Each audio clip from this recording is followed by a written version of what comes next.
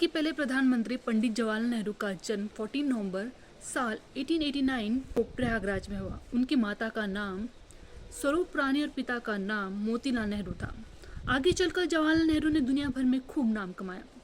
भारत के पहले प्रधानमंत्री पंडित जवाहरलाल नेहरू ने निधन से पहले अपनी आखिरी इच्छा सबके सामने रखी थी, लेकिन उनके निधन के बाद किसी ने भी उनकी आखिरी इच्छा का सम्मान नहीं किया।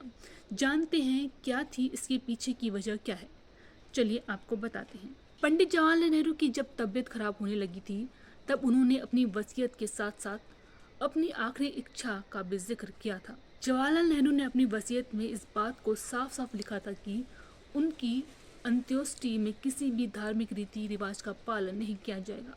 लेकिन इसके बावजूद जवाहरलाल नेहरू के निधन के बाद उनका अंतिम संस्कार हिंदू रीति रिवाज से किया गया। यह फैसला किसी और का नहीं बल्कि उनकी बेटी और देश के पूर्व प्रधानमंत्री इंदिरा गांधी का था। बकौल कैथरीन फ्रैंक, जिन्होंने इंदिरा गांधी की बायोग्राफी लिखी है, वह बताती हैं कि अपने फैसले से इंदिरा गांधी को काफ़ी तकलीफ हुई थी, क्योंकि उन्होंने अपने पिता की आखिरी इच्छा का सम्मान नहीं किया।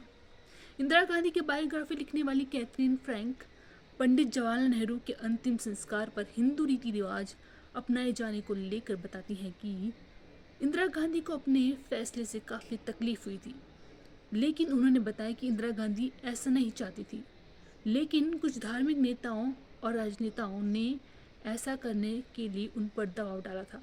उनका कहना था कि भारत के लोग धर्मनिरपेक्ष अंतिम संस्कार को पसंद नहीं करेंगे, और यही वजह थी कि उनके अंतिम संस्कार को हिंदू रीति रिवाज के तहत किया गया।